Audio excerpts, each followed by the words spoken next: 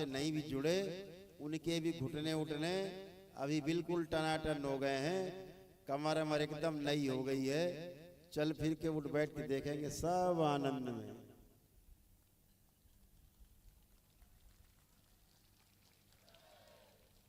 किसी को कोई कष्ट नहीं है, सभी लोग एकदम आनंद में। तो आप सभी से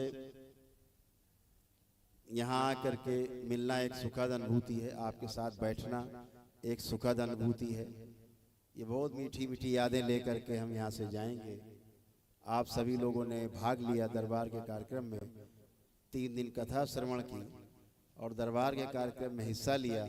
दरबार का यही कार्यक्रम है, जहाँ जहाँ पूरे देश में 3 दिन की कथा चलेगी, तीसरे दिन हम स्वयं आएंगे, आपको प्रार्थना संकल्प कराएंगे। जो नए नए लोग भी जुड़ेंगे उनके भी कष्ट साथ में, यहाँ पर जो दिव्य हवन होता है उसमें शामिल होने के पश्चात अगर 3 दिन कथा में वो शामिल रहता है, उसके कष्ट अपने आप ही नष्ट हो जाएंगे।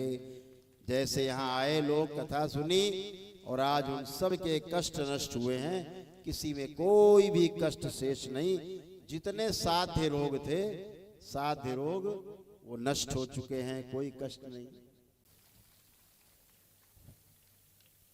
इनका निमंत्रण दरबार स्वीकार करता है। घर में अगियारी जला करके विशेष दिन हो कोई, उस दिन जला सकते हैं। कोई फैक्ट्री वगैरह हो आपकी अपनी, कोई काम जहाँ होता हो, दुकान अगर सक्षम है तो अगियारी को आप नित्य प्रति भी जला सकते हैं। नहीं सक्षम है तो सप्ताह में 1 बार जलाया, या कोई घर में कार्यक्रम हुआ तो जलाया। जैसे अगियारी आप जलाते हैं दरबार की, सिद्ध अगियारी, आपका जो औरा है परिवार का, घर का, जो शुद्ध हो जाता है, गंदगी नष्ट होकर के जमा हो जाती है दरबार में खिंच के। तो अगियारी का प्रयोग, सिद्ध अगियारी का बीच बीच में जरूर करते रहा, इस बात का हमेशा ध्यान रखें। क्योंकि जो सिद्ध अगियारी है वो दरबार जैसे ही आप जलाते हैं अगियारी, पूरा दरबार सक्रिय होता है और दरबार पूरा प्रस्तुत होता है आपके यहाँ। इस बीच में जो आपके यहाँ गंदगी इकट्ठी हुई होती है, दूसरों की गंदी नजर लगी हुई होती है, वो सब नष्ट होकर के वापस समाप्त हो जाती है और आप फिर एकदम नहा धो के एकदम आनंद में हो जाते हैं।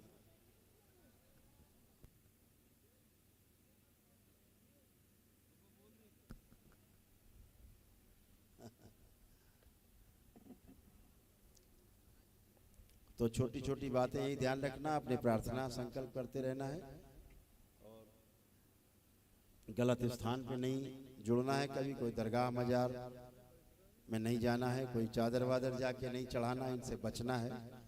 टोने टोटके जादू टोना से बचना है आपको। यही छोटी छोटी बातें हैं जो आपको हमेशा स्वस्थ रखती हैं और आपको हमेशा अच्छा रखती हैं, परिवार को अच्छा रखती हैं। परिवार का कोई सदस्य अगर संकल्प प्रार्थना नहीं करता है, आप उसके लिए करें, उसकी स्मृतियाँ आप में खींचेंगी, थोड़ा सा आपको कष्ट होगा और लेकिन आपसे निकल जाएंगी।